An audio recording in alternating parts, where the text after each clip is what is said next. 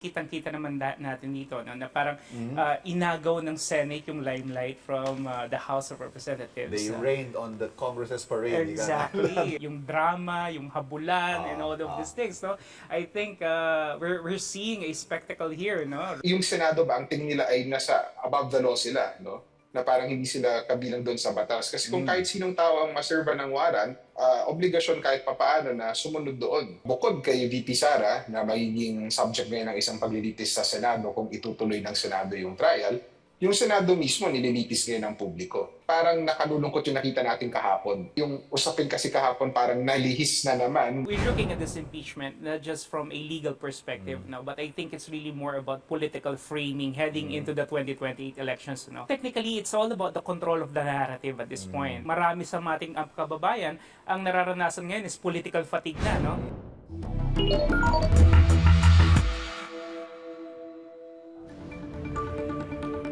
Pilipinas, gising na!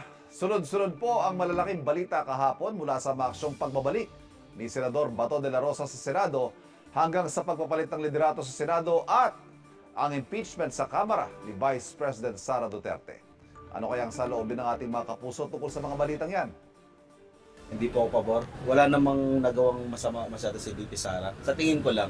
I-endorse pa naman yan sa Senado, and if she will be found guilty or not, yun talagang magiging process natin. Kung meron siyang kasalanan, mas maganda yung maimbestigahan na lang siya. Sa tingin ko okay naman si Cayetano na maging bagong Senate. Kay Senator Bato, it's good din na nagpakita na siya para to show his guts. Yung sinasabi niya nung bring it on, magandang challenge yan para sa kanya na patunayan niya na talaga ay siya ay lalaki. Bring it on! Para malinawan ng bayan, yan ang ating pag-uusapan at hihimayin. On record, sa unang hirit. At para sa aspetong politikal na mga issue ito, makakasama po natin live dito sa studio, Professor Froilan Calilong, political analyst mula sa UST, Department of Political Science. Prof, thank you. Good morning. Welcome. At live naman via Zoom, tungkol sa usaping legal ng issue ito, Attorney Paulo Tamase ng UP College of Law. Attorney, good morning. Thank you for joining us. Morning po. Professors, we are on record now. Unahin natin, Professor Calilong, ang dami nangyari kahapon both sa House at sa Senate. Sa House may impeachment vote at sa Senate may biglaang coup. Unang tanong ko, Professor, at the risk of sounding naive, are these two events related?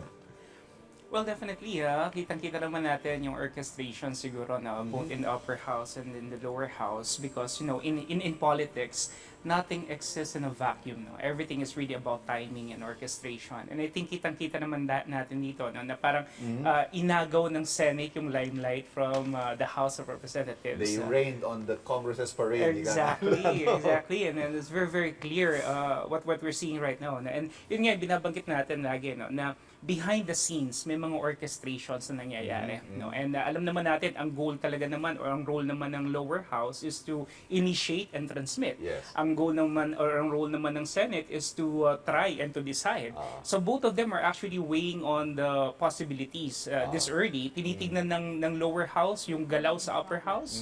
Tinitignan din naman ng upper house yung mga nangyayari dun sa lower house. So all these moves, I believe yesterday are all connected. Yes. Isa pa sa kinagulat ng marami, Prof, yung pagbabalik Senado Yeah. ng ilang buwang absent, si Senador Bato de la Rosa.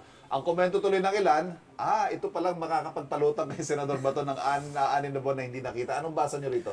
Well, Did he show up for a specific mission?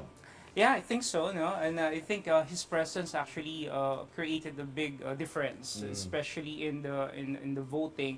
Not only that, no? Siguro yung moral ng kanyang mga kaalyado na mga kasama niya dito sa Duterte block was also reignited because of his presence, no? Imagine I think 6 na buwan siyang wala, no? And then all of a sudden in that one pivotal moment, no, when they're going to cast their vote for the change in the Senate leadership, all of a sudden nandun siya, no? Kasabay nga nito yung drama, yung habulan, and all of these things, no? I think we're seeing a spectacle here, no? Right before our very eyes in the context of what's happening in the Senate at the moment. Attorney Tamase, pag-usapan po natin itong paglutang ni Senator Bato. Before yesterday, apparently, wala namang pumipigil sa kanya na lumutang, hindi ba? Wala naman, no? Pwede naman po talaga siya magpakita at anytime dahil nung time po na yon, at least hindi natin alam na mayroong warrant of arrest na nailabas yung ICC. Now, apparently, may warrant of arrest na pala from the ICC. Please tell us what the law states on this. Sabi ng ICC, walang public warrant, pero sinabi nila meron palang secret warrant for Senator Bato being a co-perpetrator. So, dalawang mabilis na punto. No? Yung una, hindi naman kasi nakita natin to sa practice ng ICC. Hindi naman lahat ng warrant niya ay public. Okay. In fact, may sense minsan na ang warrant ay secret kasi naka-address yung mga warrant ukol sa pag-aresto ng mga makakapangyarihan na opisyal, no, sa isang bansa, no, mga allegedly responsible for crimes against humanity, all of these other offenses. So, mas may sense actually na napatago yung pag-issue at pag-enforce ng warrant na iyon. Pangalawa, no, hindi malinaw sa batas natin ngayon kung pwede ba itong warrant na ito, or rather kung yung warrant na ito ay pwede ma-enforce, no, sa ating sistema. Yes. Pero ang weight kasi na academic opinion ay hindi naman ipinagbabawal yung pag-issue ng warrant na ito. At pwede siya ma-issue kahit sa mga sitting officials natin gaya ng isang senador. Yes. So, ikalawang punto, attorney, can a warrant be served to him in the Senate premises? Kasi mukhang isa yun sa mga pinag-uusapan kahapon, parang huwag niyong gagalawin ang isa sa mga miyembro natin.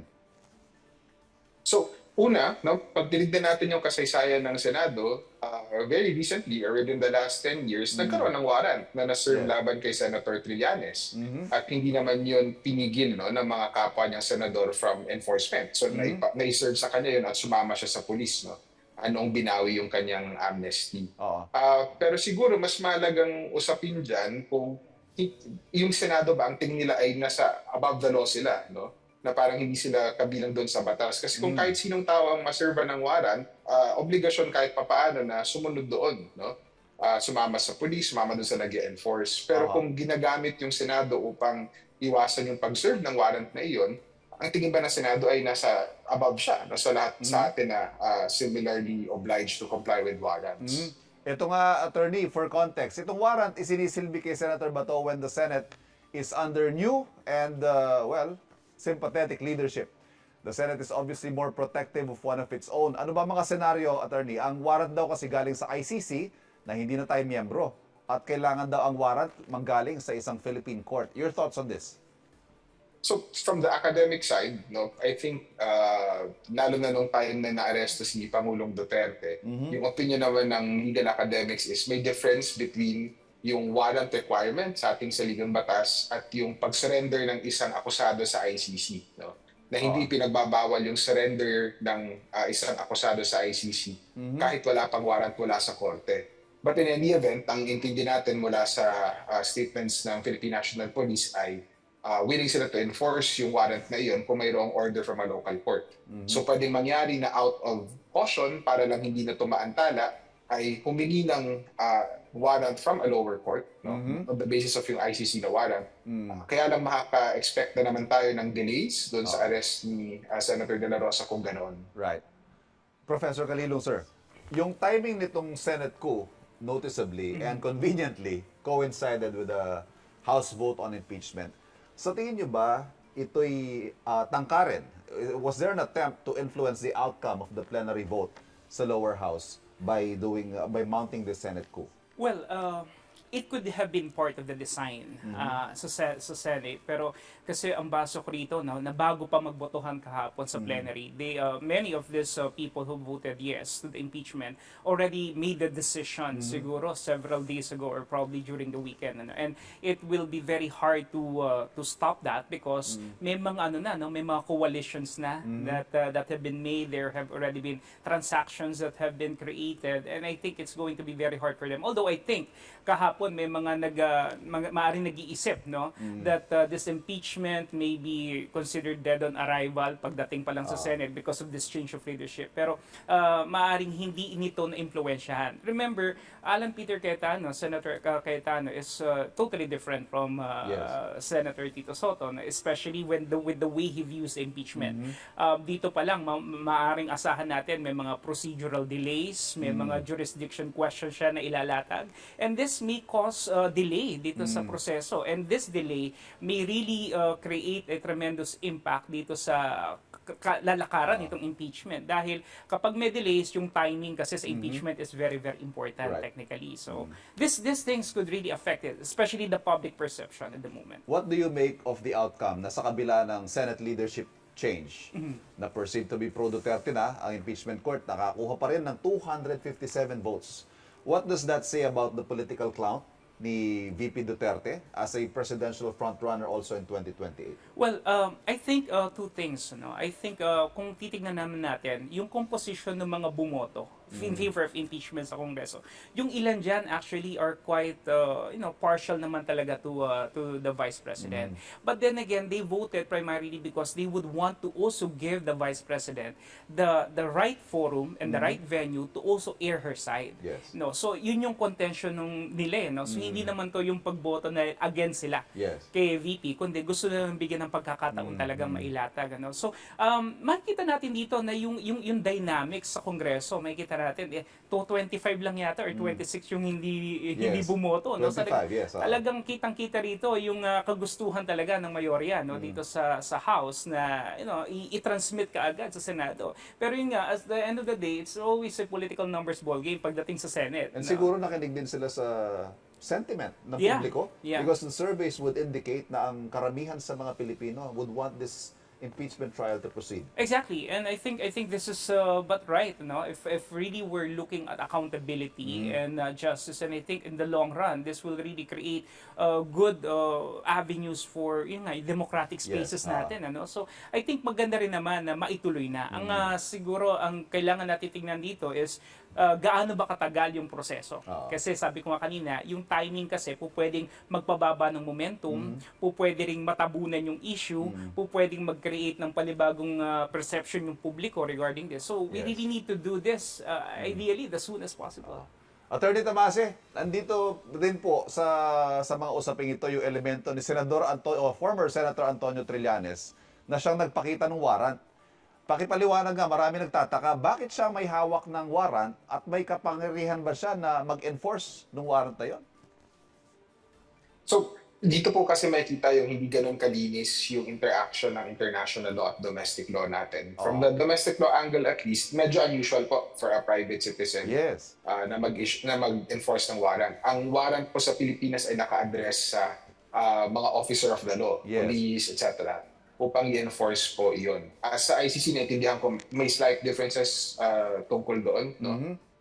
But I think in any event, ang nangyari ho kasi kahapon ay para lang siguro maipakita din sa publiko na narito na, no, yung nagtatago na senador before, nagtatago siya precisely dahil may warrant. So my sense is less about legality, more about optics, yung nangyari kahapon ukol din sa pag-enforce ng warrant. But hindi po kasi na naapektuhan yung legalidad ng warrant na nailabas na ng ICC. Tapos isa pang tanong, bakit may kopya ng warrant si Senator Trillanes na hindi hawak ng PNP or ng iba pang law enforcement agencies? Hindi ko alam kung ano yung link kung paano po niya nakuha. Although alam naman po natin na active kasi si Senator Trillanes doon sa I think sa paghahain nung complaint doon sa ICC. So, there are a couple of reasons po na pwede doon. Siguro po ang bottom line lang na sa hindi natin kasiguruhan sa mga nangyari sa facts sa ground ay hindi po yun naapektuhan yung legalidad ng warrant. So, patas pa rin po na paging basihan yung warrant na yun doon sa pag-aresto para kay Senator De La Rosa. So, ngayon, attorney, may warrant of arrest from the ICC na kinumpirma na nila. Si Senator Bato, nasa ilalim ng protective custody ng Senado. Paano ba ibig sabihin ito? Pwede ba siyang hulihin o pwede ba siyang lumabas ng Senado? How does this protective custody work, attorney? Well, yung protective custody po ay wala naman sa ating saligang batas at maging sa mga batas natin. mayroon pong kahit papaanong tradisyon yung mga kongreso na pinoprotektahan nila yung mga senador or kongresista nila laban sa political persecution. So titignan natin yung kaso ng Batasan 5, kung naalala ninyo, noong Yes, mga yes. 2000s. Pero yung more recent president dyan ay yung Senado, sila mismo yung nag-give up kay Senator De Lima at kay Senator Trillanes nung nakaraang administration. So kung titignan natin yun na template at itatali natin to sa larger na usapin, na mas malaking usapin sa pananagutan, mas mahalaga siguro para sa Senado na ipakita na bagaman senador, bagaman napakahalaga ng isang tao sa gobyerno, hindi siya nasa taas ng batas. No? Kailangan siyang maibalik doon sa mga prosesong legal.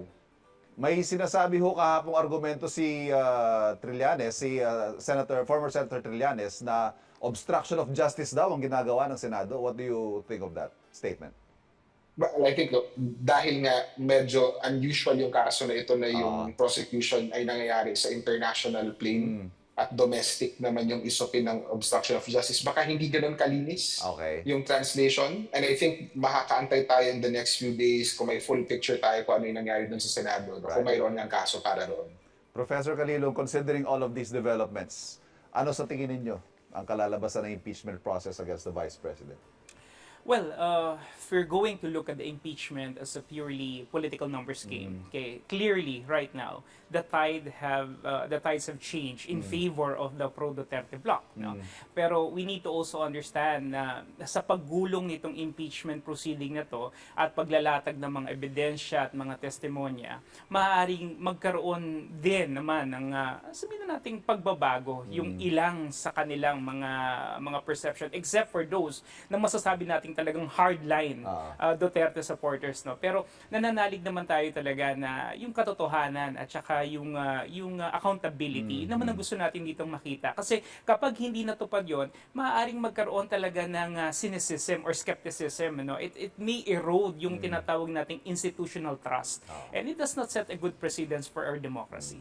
Attorney Tamase, with the Senate now being led by the so-called Duterte bloc, ano ho yung mga hakbang na nakikita ninyong pwedeng gawin ng bagong mayorya? At ang bottom line, anong kahinat na ng impeachment process? Kasi before yesterday, may statement na nga si Senator Robin Padilla na haharangin daw nila o i-oppose sila itong prosesong ito. Naintindihan ko rin naman na after nun may statement si Senator Cayetano na hindi ukol sa impeachment Yes, yun. Pero siguro mapapatawad tayo ni Senate President Cayetano kung medyo skeptical yung publiko at mga akademiko ukol dito sa issue na ito. Kung babalikan natin yung nangyari noong nakaraang impeachment, si Senator Cayetano yung may theory nung remand. No? Kaya naibalik doon sa House of Representatives at nakita natin yung ping-pong. So siguro in the final analysis, sa bottom line nito, bukod kay VP Sara na magiging subject ngayon ng isang paglilitis sa Senado kung itutuloy ng Senado yung trial, yung Senado mismo nililitis ngayon ng publiko. Mataas usually yung tingin natin sa Senado, senior siya na body, nationally elected, nationally constituency. Ngunit parang nakalulungkot yung nakita natin kahapon. Yung habulan doon sa loob ng Senado, yung theatrics around it. Hindi naman sa hindi nangyayari yon, lalo na sa isang konteksto ng impeachment.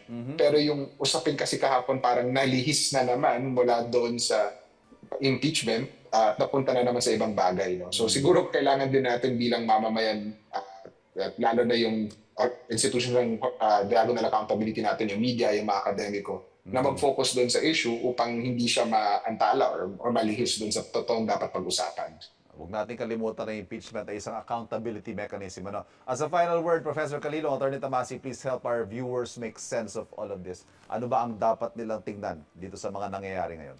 Well, basically, we're looking at this impeachment not just from a legal perspective, no, but I think it's really more about political framing heading into the 2028 elections. No? Dito na nakikita natin yung structural alignments, yung fluidity ng mga coalitions, and technically, it's all about the control of the narrative at this point. And parehong kampo, they're trying to actually win the public sentiment. Pero sana makita rin natin dito at maunawaan natin yung sentimiento talaga ng taong bayan. Kasi baka maaaring marami sa ating kababayan ang nararanasan ngayon is political fatigue na, no? Parang ano bang impeachment makakain ba namin yan, 'di ba? Ano bang mangyayari sa amin kung matuloy yung pagbabangayan? So I think it's time to also try to veer away from this so-called political noise and try to focus also on some levels of governance, 'di ba? Para sa mga kababayan natin. Attorney Tamasi, sir, any final word?